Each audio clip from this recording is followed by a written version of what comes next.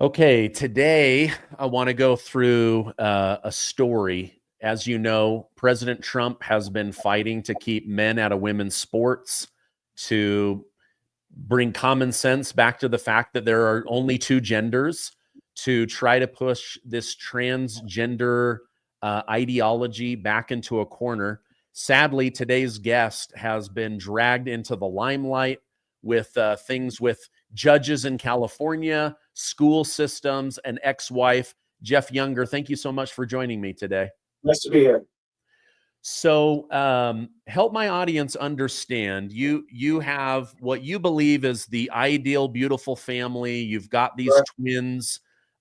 You went through IVF, hell and back to get them here, and Yep. then you find out that school systems, your ex-wife, they're trying to trans one of your sons who Right. likes Disney princesses and toys, and they start leaning into this crazy California trans ideology. Help my audience understand the journey that you've been through. So it really started when my sons turned 2. My ex-wife went into kind of a postpartum depression.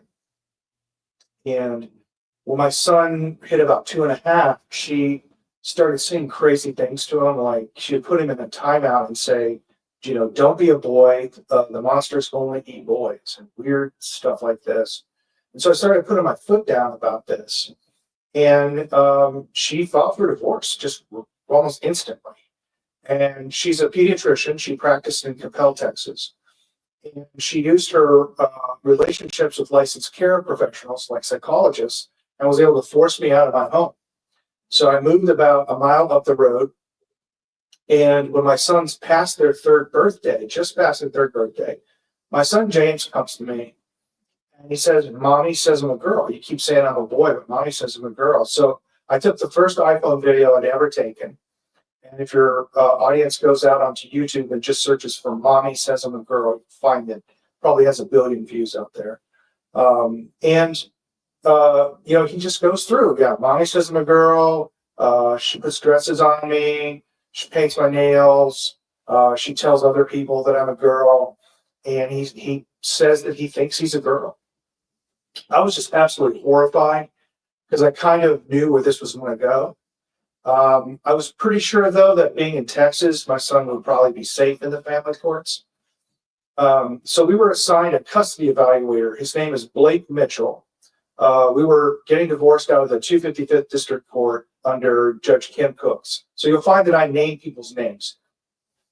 Blake Mitchell is a psychologist that practices out of Frisco, Texas, and serves 3 county courthouses here. And he did a $70,000 evaluation of my family, which I had to pay for. It took him over a year. He concluded that my wife was not trying to transition my son to a girl, and concluded that I had made a false accusation against her on that basis, and recommended that I get less than standard possession time. Now, we know today that that is a complete lie. That's exactly what she's been trying to do. And I showed him that video, "Mommy says I'm a girl," and he lied in his report to the court. So that was my first introduction to this trans ideology and the way that psychologists and doctors are absolutely willing to lie to her kids. So I get less than standard possession time, but I still have 8 days a month with my kids, and I get a summer vacation with my kids. So I just made the decision to act on 3 principles. The first principle I decided was I would never hurt my son. The second one was that I would never morally miseducate my son.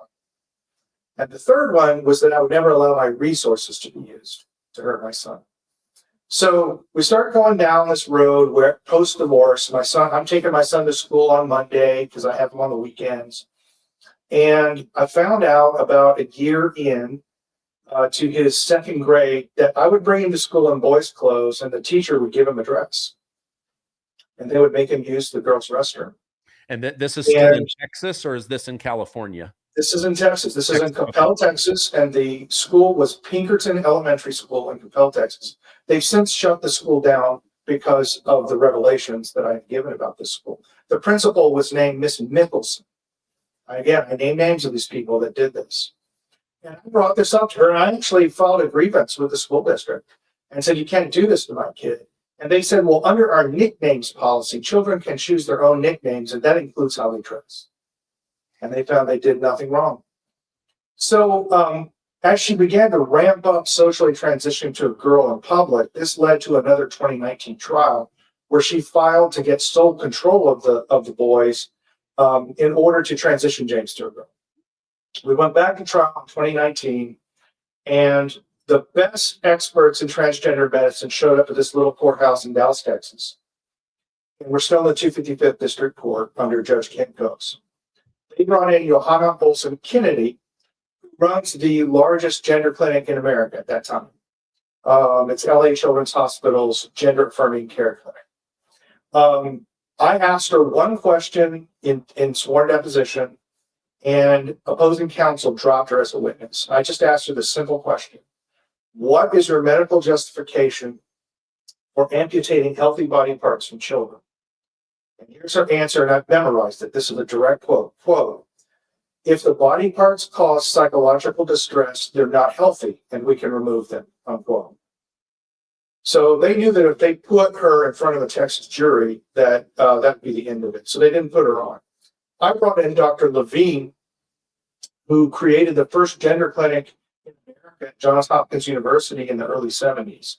And they shut their clinic down after 4 years because the data showed they were harming patients with these treatments, not helping them. So I go through this trial. I ask for sole control of medical. The jury declined to do that. And instead, what I got was 50-50 custody, no child support. And we had to have mutual agreement on all medical decisions, which effectively did give me a check on all medical decisions. The judges in Dallas County are all liberal, and they were very unhappy with this jury verdict. So sua sponte, they transferred me into the 301st District Court with Judge Mary Brown. I call her Bloody Mary Brown. Instead of giving me 50-50 custody, no child support, and a check on all the medical procedures, Bloody Mary Brown systematically stripped me of all my parental rights, little by little. It took her about 1.5 years. Eventually, I was put under an illegal gag order, which I'm not making this up. So I've had lawyers literally fall out of their chair when they see this gag order. The judge in California fell out of his chair when he saw the gag order that I was under, and he actually removed it. Even in California, it was so unconscionable. The gag order gave me a permanent lifetime ban from writing any books, newspaper articles, blog posts, doing any videos, doing any news interviews, podcast interviews, written interviews. It's a lifetime ban. Plus, even in oral conversation, like friends and other things, I'm permanently banned from talking about 3 political subjects: transgenderism, gender expansiveness, and whether my son is a boy or a girl. So this is totally unconstitutional, and I never followed it. And I asked her repeatedly in court. I said, Judge, I hold you personally in contempt for putting such an order on a fellow Texan. I hold your office in contempt for issuing it from this court. And so I'm in maximum criminal contempt of this court. You're obligated to give me 18 months in the Lucerne County Jail. I have a writ of habeas corpus already prepared for criminal appeal. And I want to appeal this and see if this get a declaratory relief to see if this is a legal order. She knew that she would lose that on just simple Texas constitutional grounds, because we have better free speech protections in Texas than even the federal government. And so what she did was she reasoned like this. This is typical of family court. What I'm about to tell you is typical of how family court works. She reasoned, well, I issued an illegal gag order on Mr. Young. Mr. Younger's illegal gag order was entered by this court in the interests of his children. Since Mr. Younger is not following the illegal gag order, he's not acting in the interests of his children. Since Mr. Younger is not acting in the interests of his children, the court must intervene, and they gave me supervised visitation because I wouldn't obey this gag order. So supervised visitation is a mechanism in family court for them to just get psychologists to provide infinitely malleable evidence to prove whatever they want. So she assigned, and again, I name names, she assigned us to forensic counseling services in Dallas, Texas. These are gay and transgender. psychologists who were going to supervise my visitations with my son. They refused to let me change him out of a dress. If she brought up my ex-wife brought him in a dress. He's very embarrassed to be in a dress in front of his father, as you might imagine. And of course, his embarrassment will be reported as fear by the psychologists, and that's what they wanted. They also refused to let me pray with my son.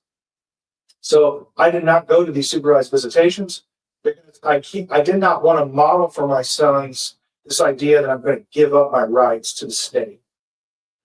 So after about 6 months, my ex-wife filed again, and the judge ruled this way. Mr. Younger did not go to the supervised visitations, which were ordered because he violated an illegal gag order.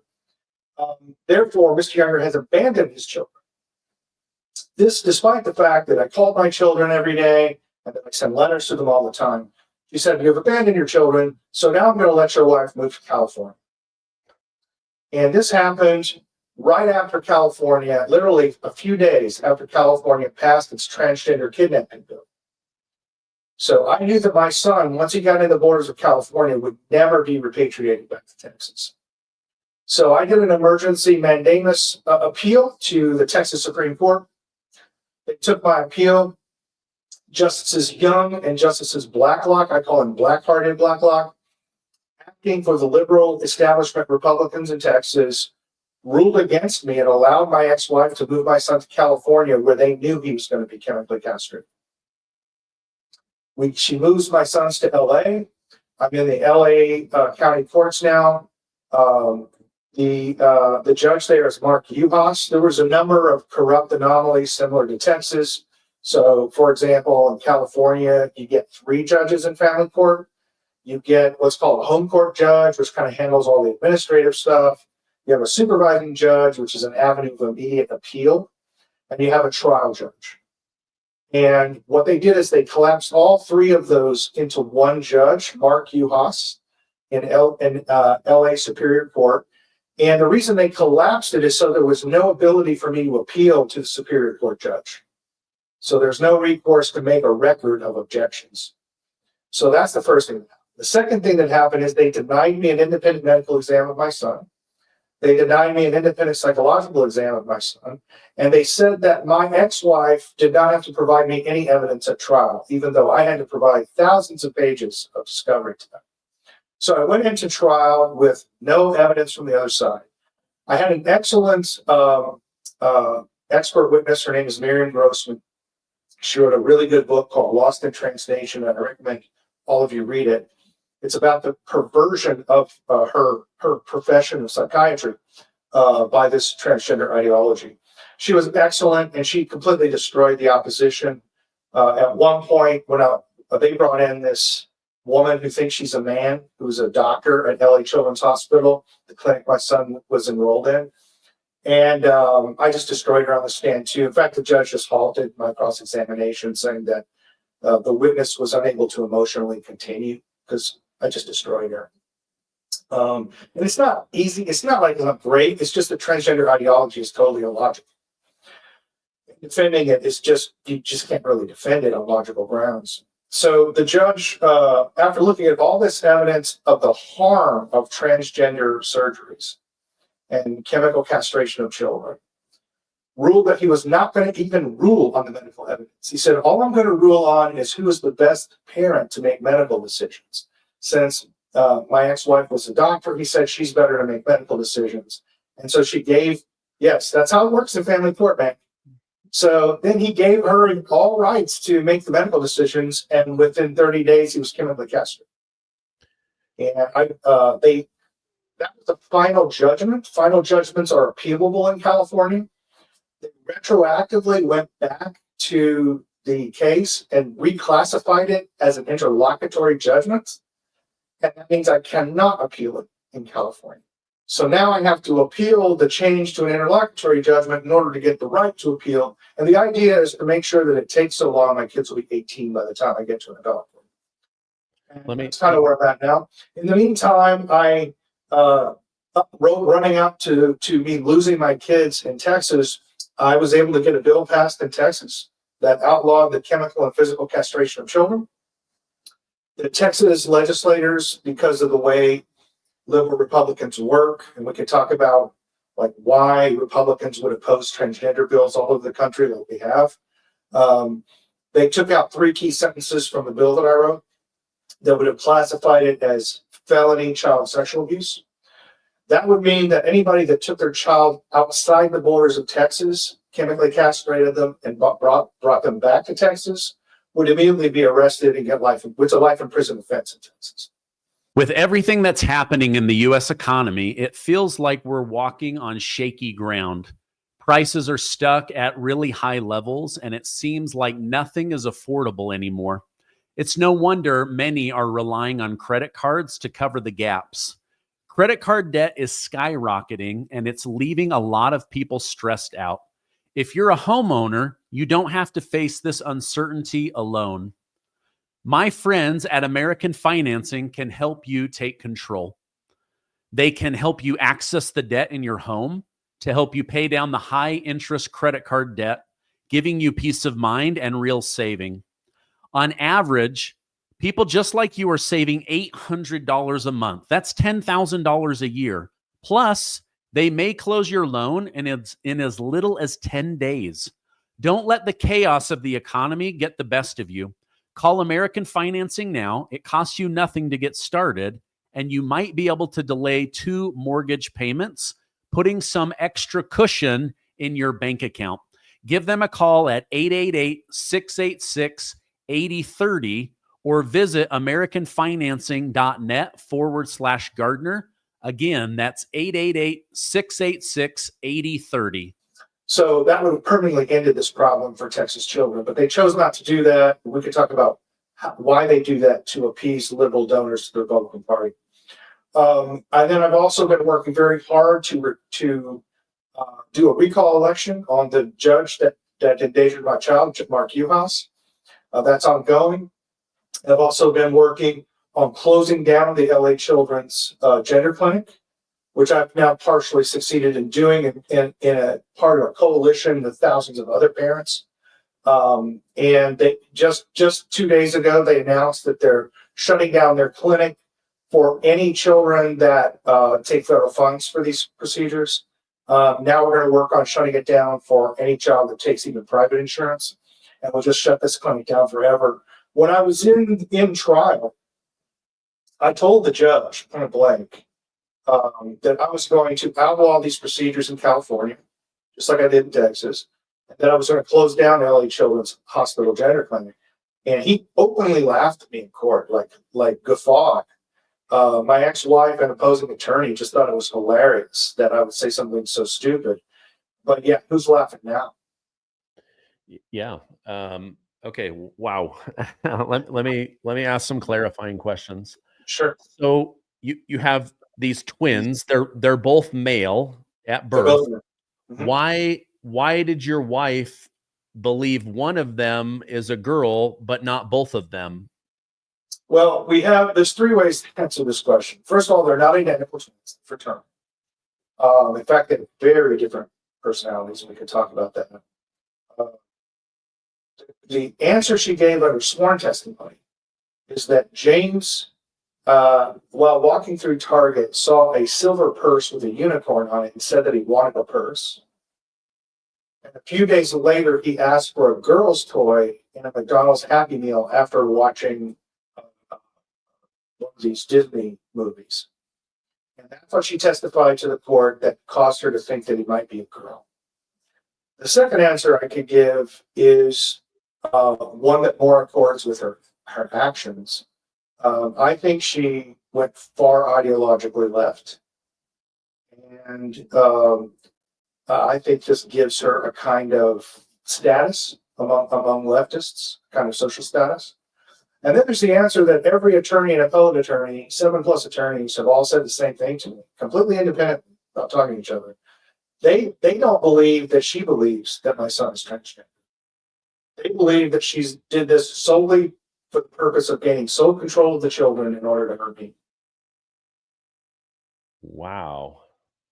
That is so there's 3 possible answers to that. Now, so under the court, James has been transitioned to Luna. Yes, social transition, and he has been chemically castrated. And when you have, do you get to spend time with the boys? No, I'm under supervised visitation again. And the court ordered supervised visitation even of my phone calls. And my ex-wife is not required to give my son my letters or birthday gifts or Christmas gifts or anything. So in practice, I have no contact with my children at all. Oh my I've God. lost all my parental rights. And there's been no finding of abuse or neglect against me. And that's how family court works. In America, you can lose all your parental rights with no findings of abuse or neglect just because the judge says so. If you were to get time with them, would you technically, through behavior and names and pronouns, have to refer to James as a girl? Well, in the state of California, it could be understood as domestic violence. It has been ruled as domestic violence in family court, failure to use the pronouns that a child wants. But here's the deal. I said I would never morally miseducate my son. So I'm never going to use fake pronouns for my sons. I'm not going to use this fake girl's name. And here's the other thing that your audience really needs to know about this. My son never, and I mean never, presented as a girl to me. So whenever he was with me, he presented as a boy. Whenever he's with his mom, he presented as a girl. You would think the courts would privilege the normal gender expression, but they didn't. And what happened was the way they realized, my ex realized she had to move to California. We were going to this court-appointed counselor. Her name is Dr. Susan Fletcher. She also practices out of Frisco, Texas. She lied, completely lied, and she even hid her medical records from me. Hired a very expensive lawyer, the governor's lawyer, a governor of Texas lawyer, out of Austin, Texas, in order to hide the medical records from me, because my son repeatedly told her that he wanted to be a boy, and he was embarrassed wearing dresses, and even recorded himself saying that on his own watch, on his own Apple Watch. So they quickly realized that my son was going to reject the female identity if he had any exposure to me. And right after that, I got supervised visitation. I've never seen him again. My approach to this was very simple. I advise this to any father who's going through this with an ex-wife or something. I never reasoned with my son about these things. I didn't really talk to him about this stuff. Every night before he went to bed, I'd read him the book of Genesis up to the creation of man and woman. And what I did was I just showed him how awesome it was to be a man. So I'm a boxer, my dad was a boxer, we're family boxers. And I bring my boys to the boxing gym. And they got exposed to masculine culture at the boxing gym. You know, my other son, Jude, has a little bit of cerebral palsy from birth. He had a lot of trouble learning how to jump rope. He had a lot of cross-body coordination issues, you know. So here's a good example of masculine culture that my son's learned in a boxing gym, and that you could probably only learn in a sport. He you know, we do like, you know, 4 to 6 rounds of jump rope before we start boxing. So he would just stand there and just try to jump at once, and then reset and try again. He just did that for a month. And finally, he got it. And then after a couple more weeks, he could get one reliably. And then finally, he got 2. Boom, boom. And the entire boxing gym stopped. And we have pro boxers at this gym, okay? They all stopped their workout. They ran over to him and said, "Hey, you did 2. That means you're jumping rope. And we've been watching you for the last 2 months. You didn't quit. So now we know you're one of us." And just went back to their work. Yeah. And that's the kind of lesson that you learn as a man that you can only learn from other men. You'll never learn that from women. Another one is I wanted my boys to see an actual boxing match where 2 men are actually trying to win. They had only seen kind of sparring. So my coach arranged an exhibition match. What I did not know is that my opponent was going to be a semi-pro boxer, outweighing me by about 40 pounds, longer reach by about 2 inches, and obviously had daddy issues because he was coming after the old man. He came out of that corner and with a super high volume of punches and eventually landed a liver shot on me and dropped me. I don't know if you've ever had a liver shot. Feels like an electric current goes through you and then you curl. It's not that you fall to the ground. curl into the fetal position, and your reflex action, you can't uncurl. So I'm on the ground curled up, and kids are going to see me get TKO'd on the first match, you know. James runs over to the ropes and says, "Hey, Dad, it's going to hurt just as bad on the ground as it does standing up. You might as well get up." And the referee laughed. My opponent laughed. The referee gave me the longest 10 count in history. I got a standing 8, and I was able to finish 3 rounds with this guy.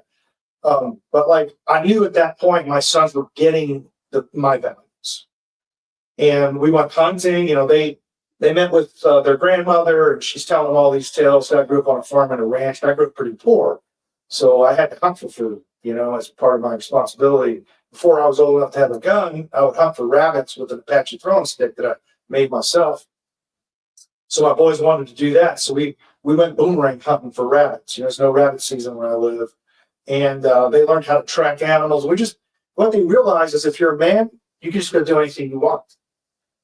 You know, they said they wanted furniture, and I said, well, we can't find the furniture that you like, what you're describing. And so my son said, why don't we build it ourselves? So we did. I taught him ratio mathematics, and one of my sons independently discovered fast Fourier transforms just doing shop math. And they built their own furniture. You know, we just did it ourselves. So they just got this idea that being a man means you just do whatever you want. And you do what needs to be done. That's it. And they enjoyed that freedom. And that's why James was rejecting a female identity. And they knew they had to get him away from me. And that's what they did.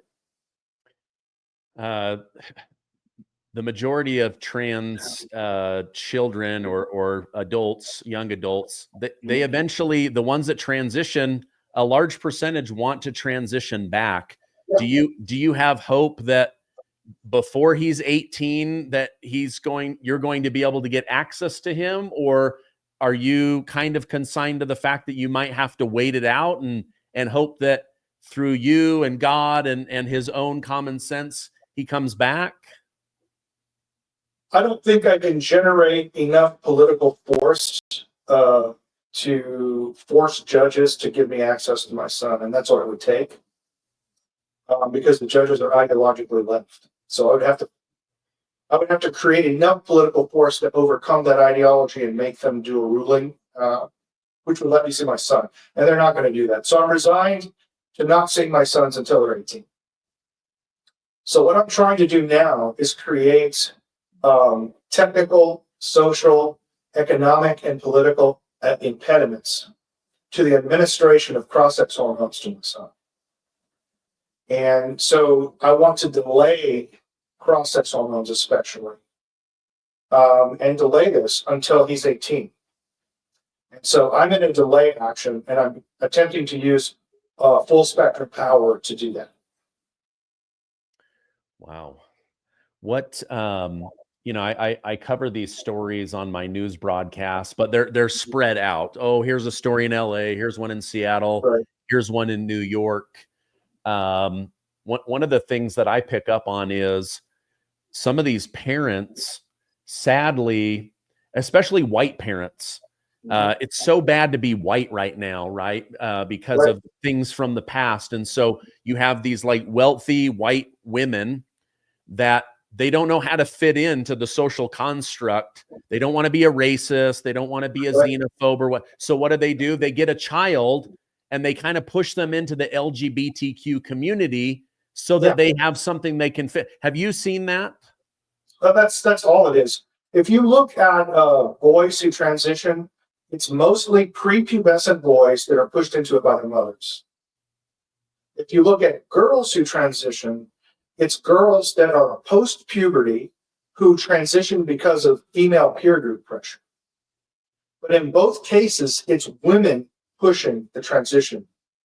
This is a woman-driven movement, 100%. A white, liberal woman movement. That's what the transgender thing is. And you're absolutely right. When, you know, imagine you're a white woman now with intersectionality as the rage on the left.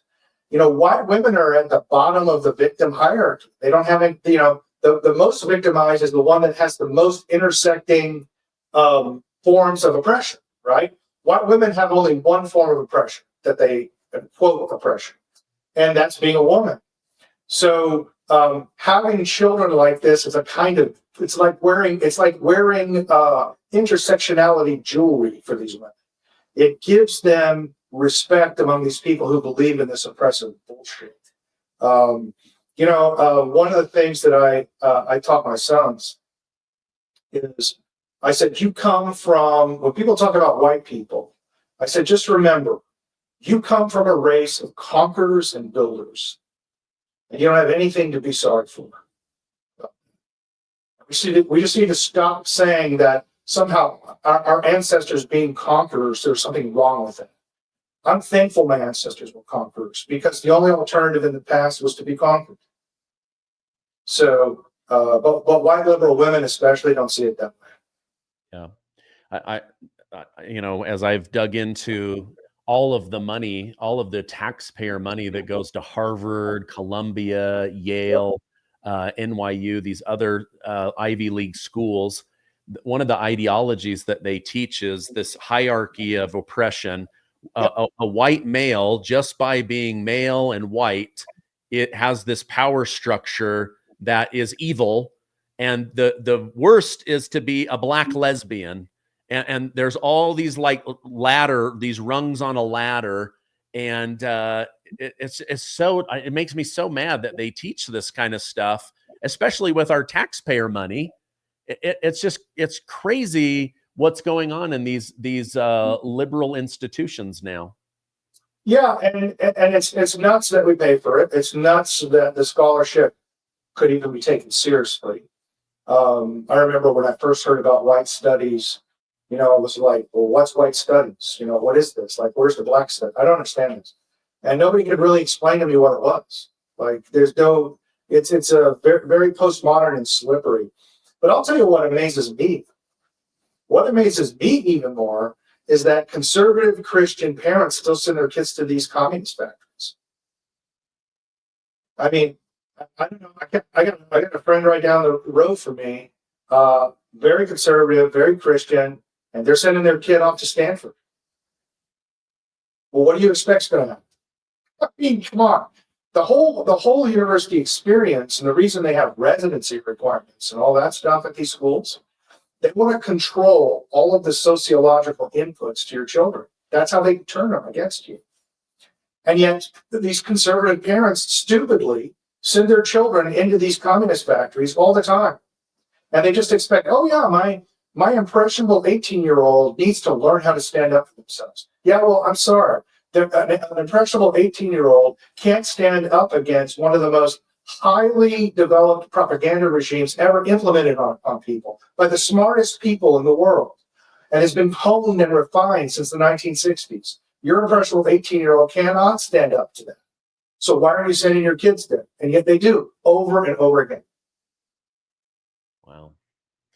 Do you what are your thoughts on RFK Jr.? He's come in, he's openly talked about stem cells, alternative medicine, vaccines. He's openly talked about making sure that we don't have crazy DEI ideology. The person he replaced was a man that believed that he was a woman, went to work in a dress and necklace, and everybody in the Biden administration pretended that that was a man giving medical advice about how to be a woman. Yep, that's right. Look, the thing that RFK is doing that is most important is he's bringing transparency to the operations of health and human services. And if the people knew, for example, like he just replaced all of the people in the Vaccine Advisory Council. And the reason he did that is when they looked into their backgrounds, all of them had fiduciary relations with pharmaceutical companies. So how can you possibly be objective in giving advice? That would be like going to a financial advisor that had fiduciary relations with a particular stock. You would never do something that stupid. So he's bringing transparency to it. He is anti-DEI. I like that. And he recognizes that the states are usurping parental rights. He's actually said that with these child transgender surgeries. And, my son Jude, I believe, sustained a vaccine injury. His temperature hit over 109. after he had the DTaP vaccines, which, is really like 15 vaccines all at once. Yeah. There's something terribly wrong with what we're doing medically to children. And, one of the things I said we could talk about was, for example, how is it that schools can transition kids without their parents' consent? Turns out that's legal in all 50 states. How can that possibly be? It's because we gave doctors and psychologists special rights, privacy rights. So a doctor can talk to your child and exert a right of privacy for the child against you, the parent. They don't have to tell you that they use this right. So they can talk to your child and tell your child things, and they don't have to tell you what your child said. They don't have to tell you about your child's medical issues. They don't have to tell you. And all 50 states give psychologists and doctors this right. So school counselors simply exert a right of privacy for the child, and then they transition the kid because they have these rights. So there's a lot of things like that that need to be addressed in the way that we have naively trusted medical and psychological experts. All this needs to be rethought. Wow. Yeah, we used to, I have 3 children, and we used to tell them, if an adult or somebody asks you to keep a secret, you need to tell us. Like doing stuff in secret is not good. Somebody touching you in secret, telling you things in secret, asking you to keep a secret, like that's where bad things happen. We were always really careful to call their body parts what they were, because we knew that other people would nickname them, and that would be something that we could catch them with. Jeff, this has been an interesting conversation. I hate that you have become an expert in this. At the same time, you're doing a lot of good for Texas, which is, most people don't realize that Texas is really captured by the medical, and they are way more liberal because of medicine than most people in Texas would think. And then, California is an obvious one, but it sounds like you're making inroads to really change things in that state as well. That's right. I always say, save James, save thousands of children, because it's not just about James. It's about all of our children, and it's about parents having a say in what values they're going to raise their children. And I'm committed to protecting that for parents, and I'm not going to ever stop fighting for it. Okay. Thank you so much for coming on. If people want to continue to follow your journey, learn more, where can I point them towards? You can go to find me on X at Jeff Younger Show, and you can also go to savejames.org. If you have $5 to spare, you can throw me $5. It helps my appeals in California. Okay, great. I'll put both of those links down below. Thank you. Best of luck. Thank you for sharing your journey. I hope you have a great rest of your day. Take care. You too.